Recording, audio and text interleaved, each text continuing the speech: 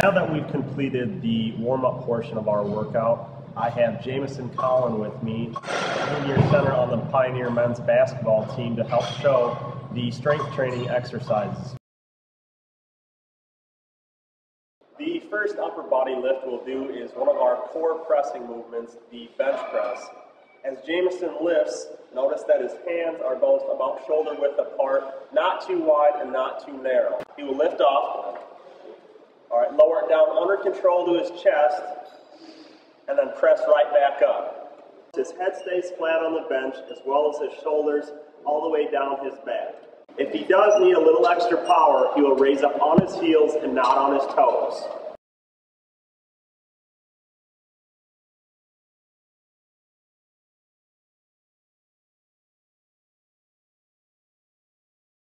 The next lift we'll do is called the push press. The push press is just a modified version of the shoulder press that allows the athlete to use their legs to lift a little bit more weight above their head than usual. As we go through, you'll notice Jamerson keeps a tight wrist and a straight forearm. He uses his legs to load right before he presses. As he presses, he will stabilize overhead while I spot behind him.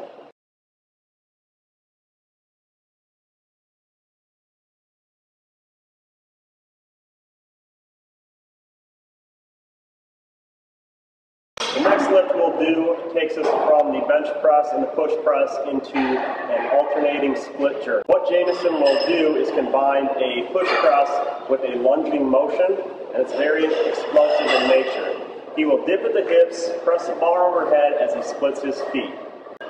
As he goes, you'll notice he alternates which feet he steps forward with. When the bar goes overhead, he keeps it stable there for a second before coming back into the starting position.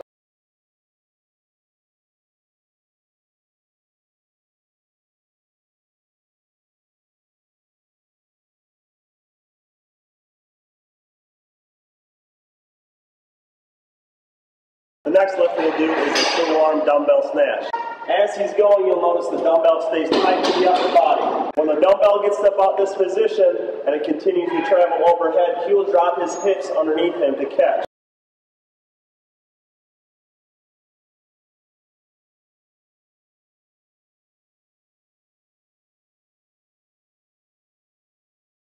The next lift we'll do is called the seated landmine. The lift begins as the spotter helps take the bar up.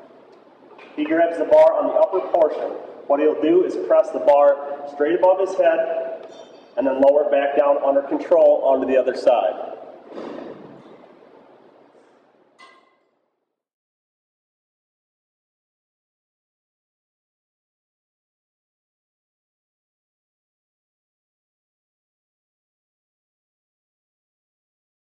The next lift we'll do is a modified version of an incline bench press. We term it as the incline chest press. The lift begins as Jamerson extends both dumbbells at once. He isolates the single right arm and then presses up, the single left arm and presses up, and then ends the rep by doing both at once. You'll notice as he's lifting, he keeps the dumbbell parallel to the angle of his chest.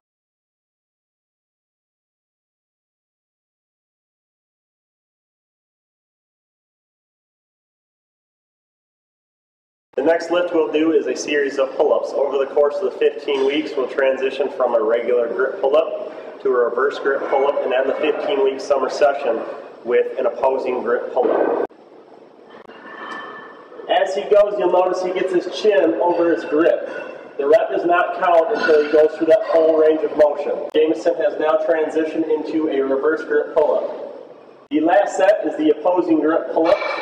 It comes down so his arms break 90 degrees.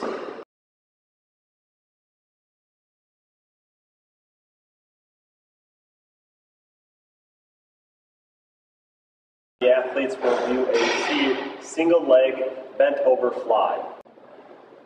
This forces the athlete to stay stable on a single leg while moving weights away from them laterally.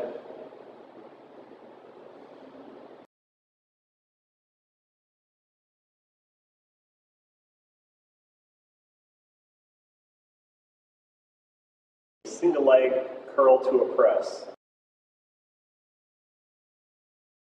This forces him to work both arms while being on a single leg.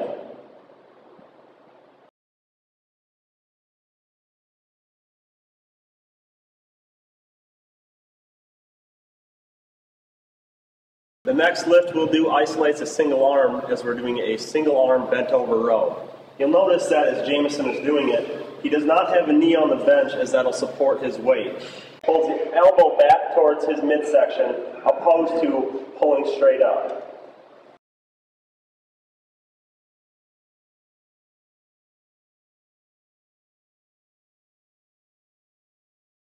The next lift we'll do will progress Jamerson from a single arm row and combine a push-up. He'll lower himself down to the dumbbells under control, press up, and then do a single arm row. Put that down, push up, and then alternate to the other side.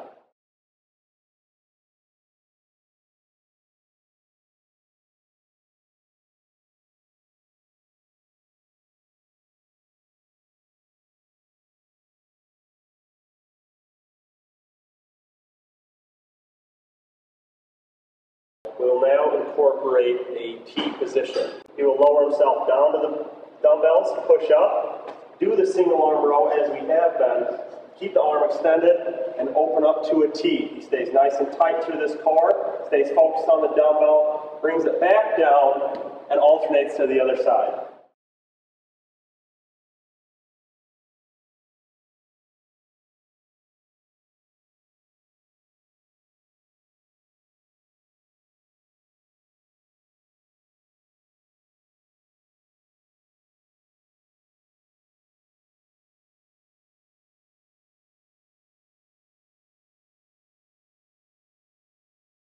The next lift we'll do is a dumbbell pullover, and we'll combo set that with alternating hammer curls.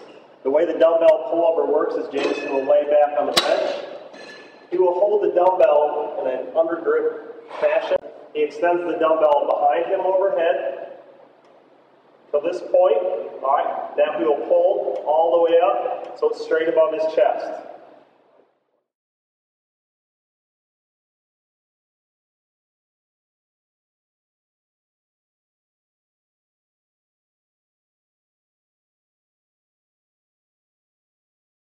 He'll stand up and do alternating hammer curls. As he does this, you'll notice he stays nice and tight through his midsection, and his elbows stay nice and tight to his sides as well.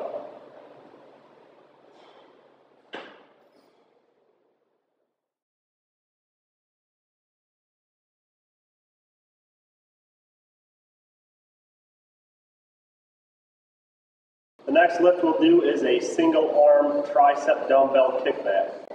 He'll pull his arm straight up so his elbows tucked into his side, and it does not leave this location. He'll kick the dumbbell back and let it come back in.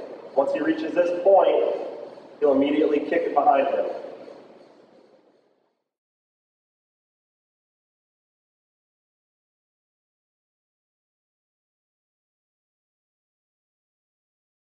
The next lift we'll do is an auxiliary lift that works our triceps. It's a tricep extension with a split cable attachment. As he presses down, his elbows will stay tight into his side, and he'll split the rope at the bottom. He'll lower back up under control while keeping his elbows in tight.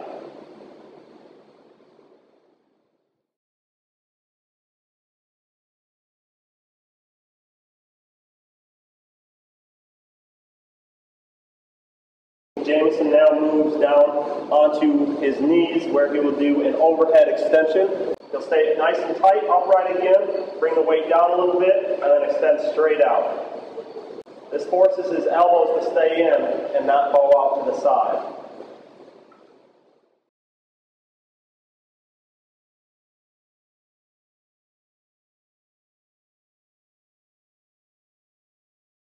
The next lift we will do is a lat pull down, working the muscles of the back as well as the biceps. We can do this lift with a straight bar and attachment where the grip opposes one another, as well as a split rope cable attachment. As he does this, he tries to keep the elbows somewhat coming in towards his midsection. And again, he can pull the bar down under as fast as he needs to, but he will let it up under complete control. You never want the bar to control you.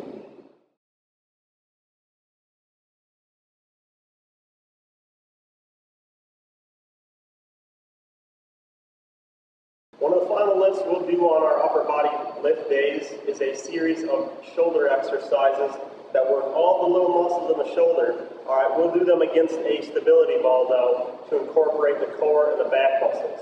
The first begins with an IYT sequence. Right? He extends it straight out for I, brings him back in, extends him out as a Y, brings him back in, and then kicks him straight out to the side for T.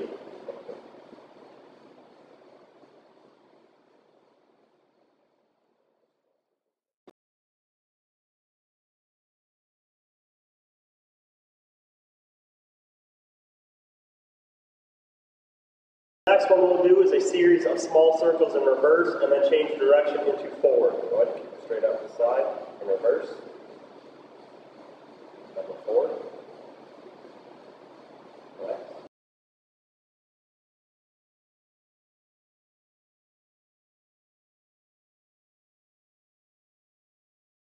The last one we'll do is a series of empty cans followed by kneeling U's. Jamerson will extend his arms straight out, pour his thumbs in, bring him back up, and then let the weight down. He will now transition into the kneeling U, where he pulls his elbows out to the side. As the weight's face down, he will open them up to a U position, and then close it back down.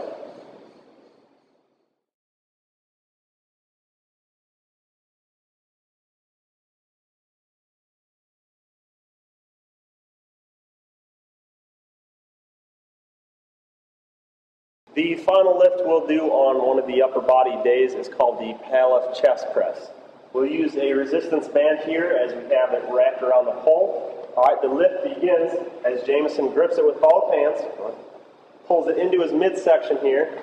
All right, he'll lower his stance just a little bit. All right, and then he'll press the resistance band out as he's extended there. I will try to move him around a little bit, and he needs to maintain complete stability as he is. What we do not want is the resistance band to pull him back.